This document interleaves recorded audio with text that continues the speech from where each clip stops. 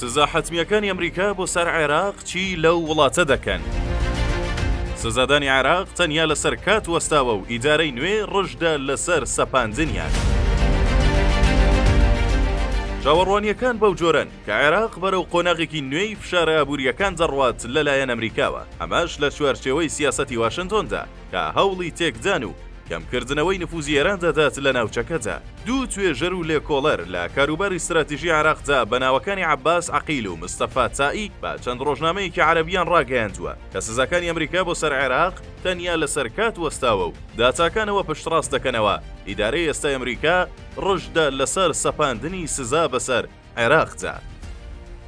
توێژەر عەباس عەقیل دەڵێت گەمەروابووریەکانی ئەمریکا بۆ سەر بەغدا بەم زوانە جەگەن، گومانی تێدا نیە سزاکان تەنیا لەسەر کات وەستاوە، بەڵام دەڵێت سزاکان ئامانجی سەرەکیان گۆڕینی چینی ئێستای سیاسی یان ئینهاری چوارچێوەی هەماهەنگی شیعەکان نییە لە عێراقدا. دەشڵێت ترامپ ئەوەندەی ئامانجی کەمکردنەوەی نفوزی ئێرانە لە عێراق هێنجا هەوڵی ئەوە نادات حکومڕانی عێراق بگۆڕێت. عەقیل پێی وایە هەڵوێستەکانی ئیدارەی ئەمریکا بەرامبەر عێراق لە ئەنجامی فشاری لۆبیەکانی ناو واشنتۆن نییە، بەڵکو ڕەنگدانەوەی پەرەسەندنی باوەڕێکە لە کۆشکی سپیدا کە عێراق بۆتە حەوشەی پشتەوەی ئێران.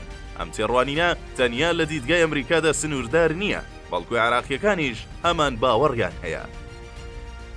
ویلایەتە یەکگرتووەکانی ئەمریکا لەم دواییانەدا سزای نوێی بەسەر ژمارەیەک بانکی عێراقدا سەپاند.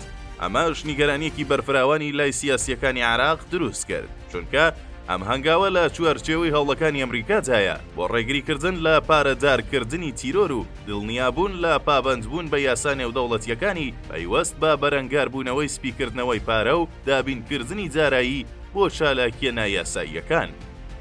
ئەم سزایانە ژوا دەکات دەستڕاگەیشتنی عێراق بۆ بازاڕە داراییە جیهانیەکان سنووردار بکات و کارەکانی هاوردە و هەناردەکردن ئاڵۆزتر بکات.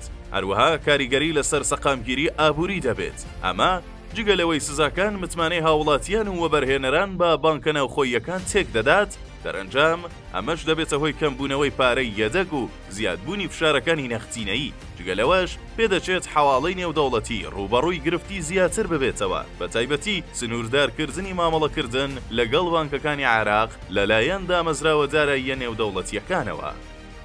لای خۆیەوە مستەفا تائی پسپۆڕ لە کاروباری استراتیژی عێراق پێی وایە کە ئەمریکا باش دەزانێت عێراق هەناسەی ئابووری ئێرانە، هەر لەبەرم هۆکارەشە ئەوڵ دەدات سزای جۆرە و جۆر بسەپێنێت، ڕاستەوخۆ بەغدا بکاتە ئامانج وەک سنووردارکردنی پاڵپشتی دارایی بۆ ئێران. تائی دەشڵێت لێدوانەکانی شاخەوان عەبدوڵڵا جێگری دووەمی سەرۆکی پەرلەمان سەبارەت بە سزاکانی ئەمریکا لە خۆوە نییە، بەڵکو ڕەنگدانەوەی ئەو پەیامانەیەکە لە سەردانەکەی ئەم دواییەدا بۆ ئەمریکا پێی دراوە. ئەمەش ئاماژەیە بۆ بوونی پلانێکی ڕوونی ئەمریکا سەبارەت بە سەپاندنی سزا بەسەر عێراقدا. ئاماژەی بەوەش کرد کاردانەوەی ئابووری ئەم سزایانە بۆ عێراق مەترسیدار دەبێت، بۆ پێی حکوومەتی عێراق لە مامەڵەداراییەکانیدا پشت بە دۆلاری ئەمریکی دەبەستێت. هەروەها سنووردارکردنێکی ئەمریکا بۆ گواستنەوەی دارایی کاریگەری نەرێنی لەسەر ئابووری عێراق دەبێت. ئەمەش ڕەنگە ببێتە هۆی بەرزبوونەوەی نرخی کاڵاکان و تێکچوونی توانای کڕینی هاوڵاتیان. شەمەی ڕابردوو شاخەوان عەبدوڵڵا جێگری دووەمی سەرۆکی ئەنجومەنی نوێنەرانی عێراق ڕایگەیاند کە پێدەچێت ئیدارەی ئەمریکا بڕیاری سیاسی و ئابووری نوێ سەبارەت بە عێراق دەربکات کە چەند جارێک لەگەڵ حکوومەتی فیدراڵی تاوتوێ کراوە. بە بڕوای چاودێران و پسپۆڕان بازرگانی نێوان عێراق و ئێران لایەنێکی گرنگی پەیوەندی ئابوووریەکانی نێوان هەردوو وڵات پێک دەهێنێت. بۆ پێی بە سنوورێکی دوور و درێژ پەیوەندی قوڵی مێژووی و کولتوری و ئابووری بە یەکەوە گرێدراون. ئەم بازرگانیە بەسەر دوو بەشی سەرەکیدا دابەش کراوە، بازرگانی فەرمی و بازرگانی شاراوە و نافەرمی کە هەریەکەیان تایبەتمەندی و کاریگەری خۆیان هەیە. لە ڕووی بازرگانی فەرمیەوە ئێران یەکێکە لە گەورەترین هاوبەشە بازرگانیەکانی عێراق و ساڵانە ئاڵوگۆڕی بازرگانی نێوان هەردوو وڵات دەگاتە ملیارەها دۆلار. هەناردەی ئێران بۆ عێراق کۆمەڵێک کاڵای بەرفراوان لە خۆ دەگرێت، وەک خۆراک، بەرهەمی پیشەسازی، کارەبا و کەرەستەی بیناسازی. هەروەها چەندین ڕێککەوتنی دوولایەنە لە نێوان هەردوو وڵاتدا واژۆ کراون بۆ ئاسانکاری ئاڵوگۆڕی بازرگانی و بەرزکردنەوەی هاوکاری ئابووریەکان، لەوانەش ڕێککەوتن لە بوارەکانی وزە، گواستنەوە و وەبەرهێنان. سەبارەت بە بازرگانی شاراوە یان نافەرمی بەشێکی گەورەی ئاڵوگۆڕی ئابووری نێوان عێراق و ئێران پێک دەهێنێت و لە سنووری وشکانی دوور لە چاودێری حکوومەت ڕوو دەدات. ئەم بازرگانیە بریتیە لە قاچاقی کەلوپەلەکانی وەک سوتەمەنی، تووتن، ئامێری ئەلکترۆنی، کەلوپەلی جوانکاری، هەروەها جەرمان و بەرهەمی کشت و کاڵی، جگە لە قاچاقی درا و نەوت کاوانە هۆکارن بۆ سەپاندنی سزاکان لەلایەن ئەمریکاوە، بەتایبەت قاچاقی درا و نەوت. بازرگانی شاراوە کاریگەری نەرێنی لەسەر ئابووری عێراق دەبێت. بەو پێی پیشەسازیە ناوخۆیەکان لاواز دەکات بەهۆی هاتنی کاڵای ئێرانی بە نرخێکی کەم، هەروەها بەشدارە لە بڵاوبوونەوەی گەنجەڵی و ناسەخامگیری ئەمنی لە ناوچە سنووریەکان. جگەلەوەش ئەم بازرگانیە نیگەرانی نێودەوڵەتی بە تایبەتی لەلایەن ئەمریکاوە لێکەوتوتەوە بەهۆی قاچاقی بۆ دابینکردنی دارایی بۆ چالاکیە نایاساییەکان و ئەو گروپانەی کە وەک تیرۆریست پۆلێن کراون. لە بەرامبەردا ئێران سوودێکی زۆر لە بازرگانی لەگەڵ عێراق دەبینێت، جا بە فەرمی بێت یان شاراوە. بەو پێی بازاڕی عێراق بە دەرچەیەکی گرنگ بۆ کاڵای ئێرانی دادەنرێت لەژێر ڕۆشنایی ئەو سزا نێودەوڵەتیانەی کە بەسەر ئێراندا سەپێنراون. هەروەها ئەم بازرگانی شاراوە بەشدارە لە بەهێزکردنی نفوزی سیاسی و ئابووری ئێران لە عێراقدا.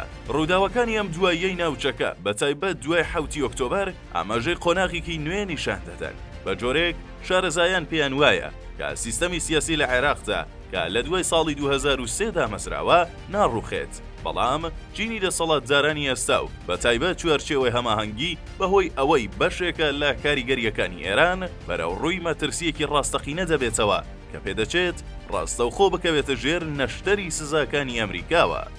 داتاکان ئاماژە بەوە دەکەن کە عێراق لە بەردەم ئاڵنگاریەکی ترسناکدایە، چونکە سزاکانی ئەمریکا ڕەنگە کاریگەریان هەبێت لەسەر پەیوەندیەکانی وڵاتەکە لەگەڵ زلهێزەکانی ڕۆژاوە، ئەماش ڕەنگە وا لە عێراق بکات زیاتر لە رووسیا و چین نزیک ببێتەوە بۆ قەرەبووکردنەوەی زیانە ئابووریەکانی. چاودێرانی دۆخەکە پێیان وایە کە ئەمریکا بە تەواوی دەرگای لەسەر عێراقدا نەخستووە، بەڵام داوای هەڵوێستێکی سربەخۆتر لە وڵاتەکە دەکات بەرامبەر تاران کە بە ئەگەرێکی زۆرەوە لە سەرەتادا سزاکان کەمکردنەوەی هاوکاری ئەمنیەکانی نێوان بەغدا و واشنتۆن لەخۆ دەکرێت.